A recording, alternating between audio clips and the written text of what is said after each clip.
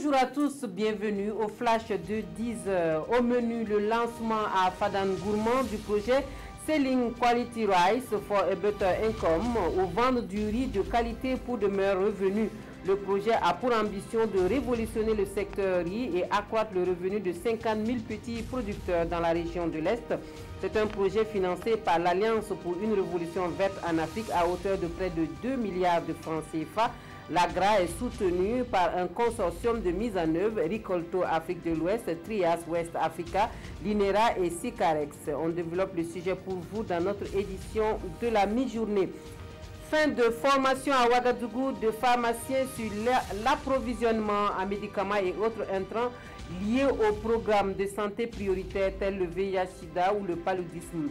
La formation regroupe une cinquantaine de ces spécialistes de santé venus d'une dizaine de pays d'Afrique. Le reportage complet à suivre à 13h. Et puis le crash d'un avion d'Ethiopian Airlines fait 157 morts de 35 nationalités différentes. Le vol était 302 de la compagnie nationale éthiopienne reliée Addis Abeba à Nairobi. L'émotion est encore grande dans le pays où un jour de deuil national est décrété ce lundi par le Parlement.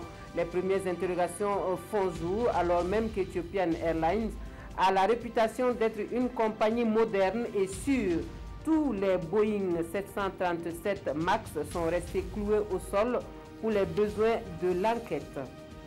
Et puis en Syrie, une nouvelle offensive contre le dernier bastion de l'État islamique. Les combats reprennent à Baghouz où Daesh résiste toujours. Les forces kurdes sont aidées par la coalition internationale pour cet assaut lancé hier dimanche.